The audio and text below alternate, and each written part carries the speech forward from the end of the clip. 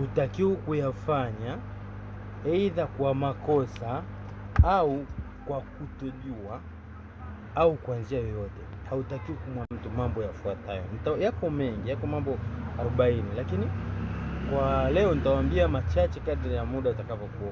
Jambo la kwanza, hutakiwi kumwambia mtu kuhusu uoga wako. Yaani mfano wewe unaogopa sijui TRA, sijui unaogopa sijui nyoka, sijui unaogopa majini. Mtu yoyote usimwambie kuhusu uoga wako. Vitu unavyoogopa usisubutu kumwambia mtu. Hiyo ni siri yako wewe kama wewe. Jambo lingine la pili, usisubutu kumwambia mtu majuto yako, vitu ambavyo wewe unajutia kuvifanya. Yaani kwa mfano mimi najutia kumwacha labda mtu fulani, alikuwa labda mke wangu.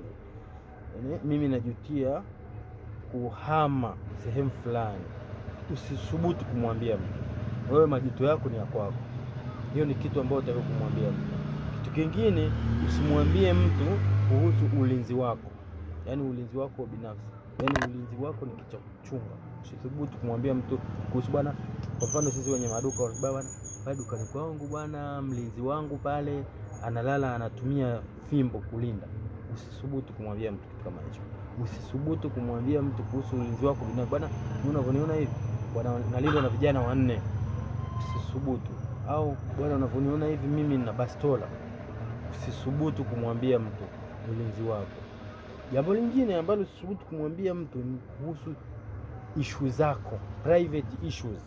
Yaani vitu vyako binafsi. Kwa mfano mimi nikiamka asubuhi natoka nyumbani nakula ndizi moja, nikitoka hapo naendesha bodaboda, nikitoka kwenye bodaboda narudi dukani, nikitoka dukani nalala kidogo, nikitoka hapo naenda kwenye bodaboda. Usithubutu kumwambia mtu.